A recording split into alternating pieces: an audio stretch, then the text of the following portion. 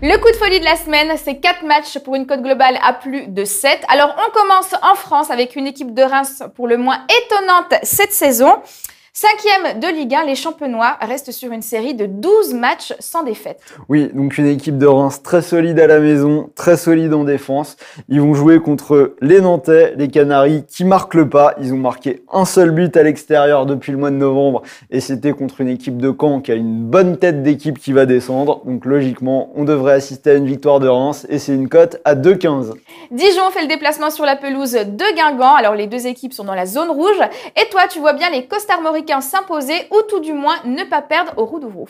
Oui, alors donc ce match Guingamp-Dijon, il va valoir cher, ne serait-ce que pour accrocher la petite place de barragiste, 18e qui permettra de pas descendre. Donc Guingamp, c'est une équipe qui va quand même un peu mieux. Ils ont commencé la saison avec un 0/9 à la maison, donc 0 victoire. Par contre, sur les 5 derniers, ils en ont remporté 2. Par contre, donc du côté de Dijon, à l'extérieur, c'est 6 défaites de suite sans marquer. Donc là, les chiffres parlent. Un avantage logique à Guingamp. Donc tu l'as dit, pour moi, Guingamp ou nul, pour assurer quand même un minimum. Cote à 1,16 pour compléter le combiné. On poursuit en Serie A avec le Torino qui est l'auteur d'une très belle saison. Ils sont actuellement à la 6e place et ils vont affronter une équipe de Bologne très en danger. Oui, donc le Torino qui est invaincu depuis 7 matchs en Serie A. C'est 5 victoires consécutives à la maison, donc ça tourne bien, sans encaisser de but.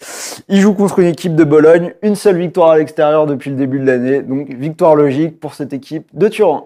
On termine en Espagne avec une équipe d'Eibar toujours en course pour une qualif européenne. Et à ton avis, il devrait prendre la mesure de Valladolid qui reste sur 4 défaites d'affilée. Oui, donc là encore, c'est assez clair. On a Eibar, la 4e équipe de Liga à domicile. Donc ils sont juste derrière l'Atlético, le Barça et Séville pour les points à la maison. Ils jouent contre une équipe qui n'a gagné qu'une seule fois en 2019, donc qui devrait s'imposer. Et c'est une cote à 1,60. Un combi coté à plus de 7 sur The Bet et vous pouvez tenter de transformer 100 € en plus de 700 €. Et si vous perdez, l'opérateur vous rembourse votre mise en pari gratuit.